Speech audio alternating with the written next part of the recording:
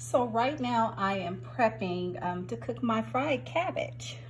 This recipe, I've learned to perfect it basically over the years. It's my to-go-to vegetable. It's my to-go-to thing to cook, to take to a potluck or to cook for a holiday, because people truly, they enjoy it when I cook it, and it's really good, and it's actually very healthy. I don't use meat in my fried cabbage, and the reasoning behind that is because so many people are conscious of what they're putting in their bodies these days, and I believe pork is the other meat. However, some people do not agree with me. I don't use turkey bacon in my cabbage because it doesn't taste the same as pork bacon. But what I do is I add a variety of green vegetables to enhance the cabbage experience. And I'm gonna cook this step by step so that you can see how easy this is to cook at home. And I will also include some other things that you could add to the cabbage just to make it step up another notch. For example, some jalapeno peppers. My girls don't like spicy food, so I'm not going to use jalapeno peppers. So let's get started. The first thing that I have learned to do is to add my oil, or olive oil, or grapeseed oil, or avocado oil directly to the vegetable before adding it to the hot pan. Now, as you can see, I am not going to add the chopped bell peppers or the broccoli florets because I don't want to cook them all at the same time. I'm going to add them over a time period. I did not separate the amount of seasoning because I'm simply just going to add it here so that you can see how I do this. This is simply onion powder, garlic powder,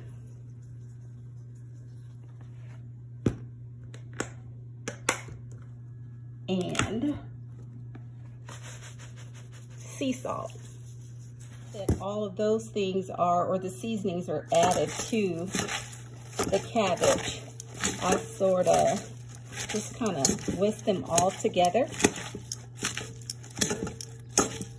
Now, as you know, it's just me and my two girls. So I do a lot of cooking for 3 people, which is ridiculous.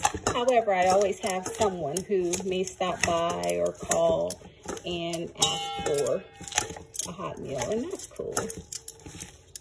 But I don't like to cook a lot of cabbage at one time because I like to cook it fresh.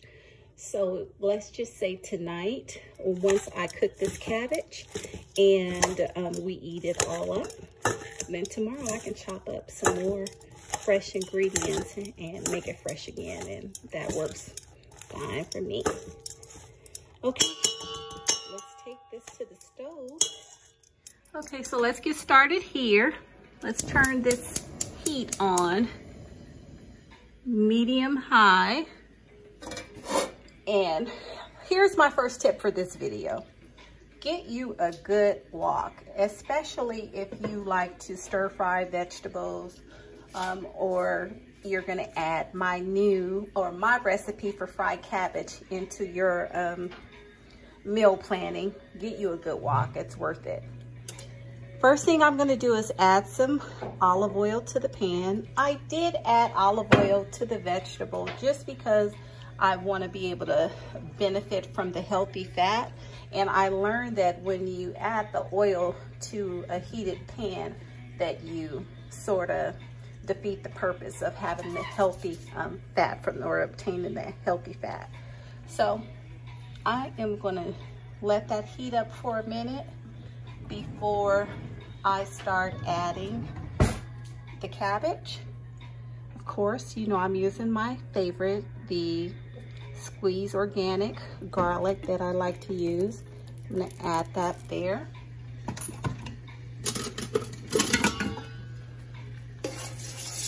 saturate that a little bit. Now, you know, cabbage is one of those vegetables that, you know, it's made of a lot of water. You don't have to add any water to this recipe because the idea is to cook the vegetable enough so that it's tender, but you still have some crunch to it. And it's really good. I am not a fan of our grandmother's old mushy cabbage, and I've said that many a time, which is why I learned to cook it this way. So I am gonna go ahead and just dump this cabbage in there now so that you can see this.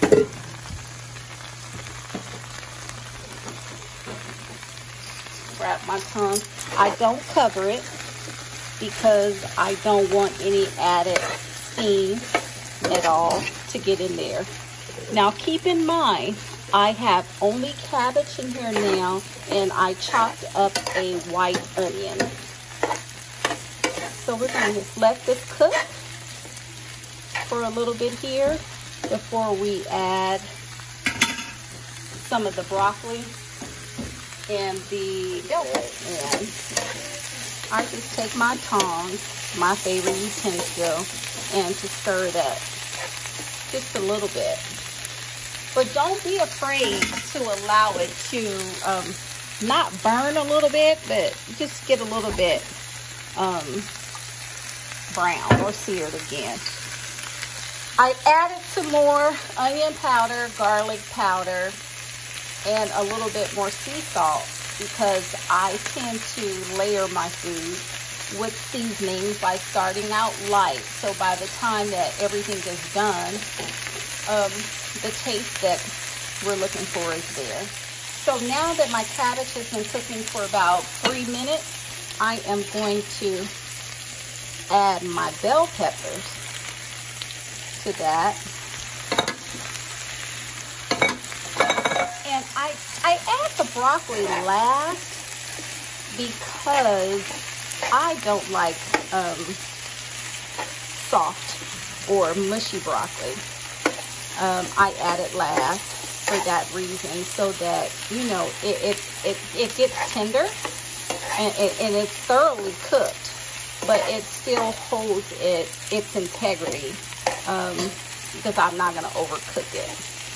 So I'm constantly stirring this up, and remember, I do not put a lid on top of this until the end.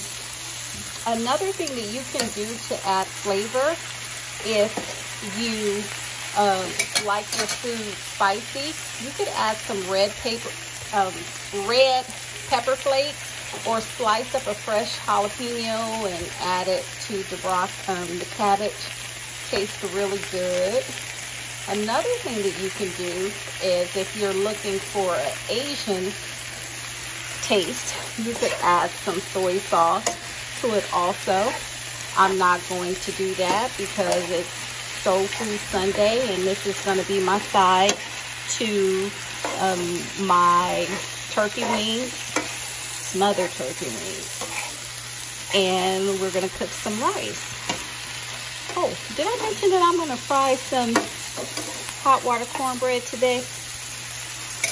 So this has been cooking for a while. Let's go ahead and add the broccoli florets. Now, tonight, I will have leftovers or have a second portion of food, and it will probably only be this fried cabbage, because you know how you're hungry or you want to taste the food or a second plate, but you're like, I don't need that. What can I eat again that will not add any extra pounds on me? And this is a perfect option for seconds. Look how pretty that looks.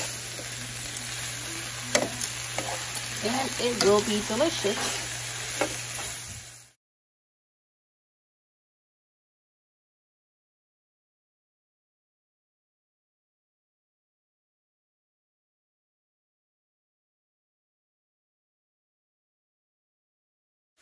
So this is about done. I'm gonna let it cook for about 30 more seconds or so.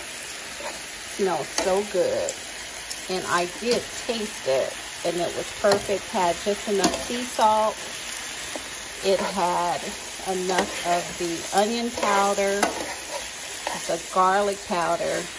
I mean, it's really good. So 3 ingredients. Well, 4 if you include the olive oil. Olive oil, garlic powder, onion powder, and some type of sea salt. There you have it. Covered up. We're done.